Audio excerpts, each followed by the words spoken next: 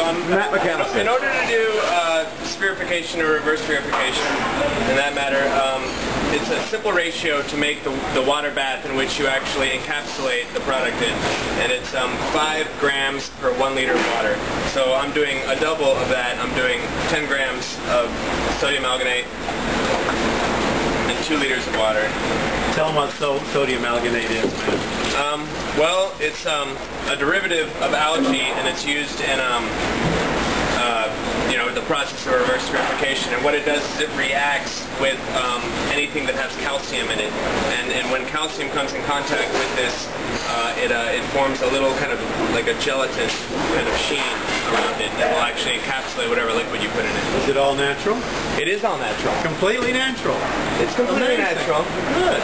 People need to know that. Almost all this stuff is actually Not derived. almost. Most, Everything. Yeah, I mean it's all derived. Everything is completely organic. From seaweed. We use no synthetic or chemical. So you're whipping it up? Yeah, just emulsifying it all together so it's all well blended. Sure.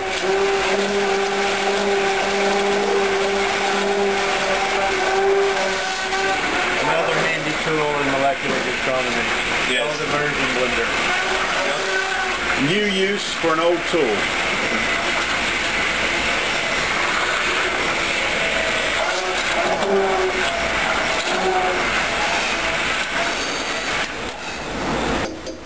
Alright, once it's all mixed, you're going to want to get it into a container.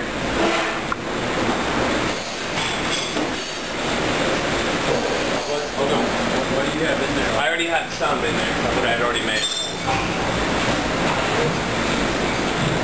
It needed more anyway. So we're pouring this into the kitchen pan. Yeah.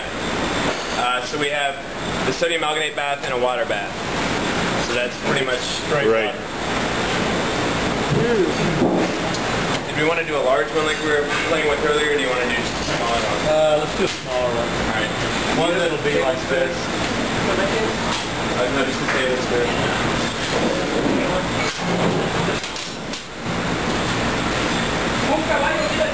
Do you want to make this? I'll make this when you make the mozzarella. Okay. Getting a tablespoon.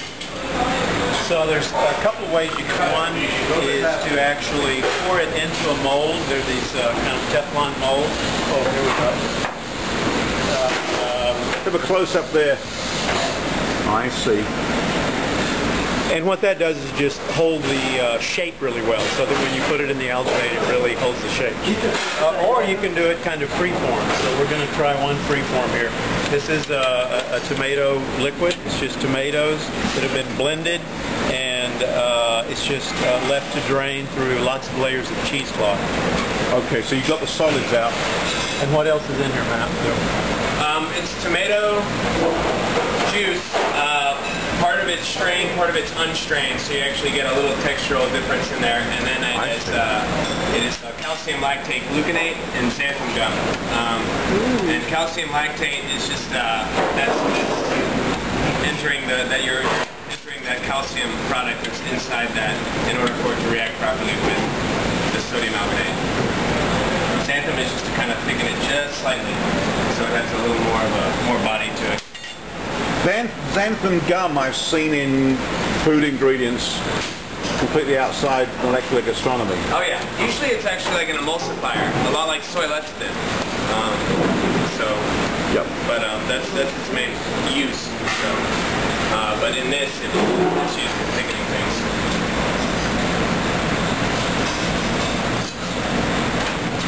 That's why we like to use molds.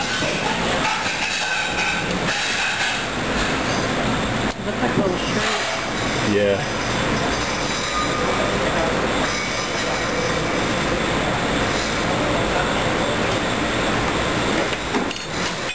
They say that with sausages you should never see them being made, but I think with molecular gastronomy you should see them being made. The process is fascinating.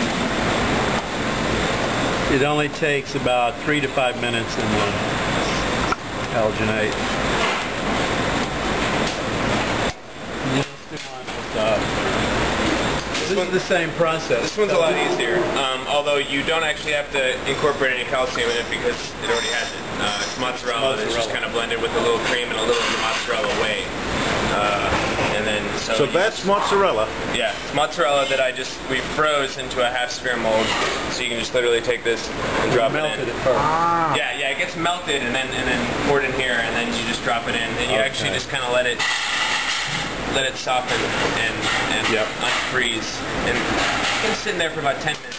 This specific So that's just pure mozzarella cheese. Yeah. Great.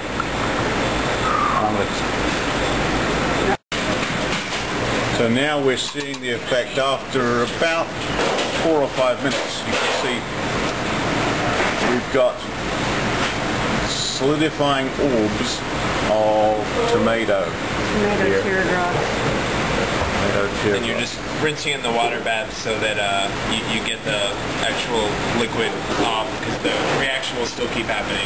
If you left it in there indefinitely, it would wind up just being a solid little tomato gel. So this is really a rinse. Yeah. And then there's our mozzarella coming out now. So you see the difference, and the reason you would use the mold. You may want that or you may not. And you can also do different shapes. We're going to do some that are kind of olive shaped, because we're going to... Matt does this dirty martini olive that's really good. Gin in the middle. So it's kind of like a cocktail in one shot. The problem is people say, can I have another? Can I have another? Can I have another?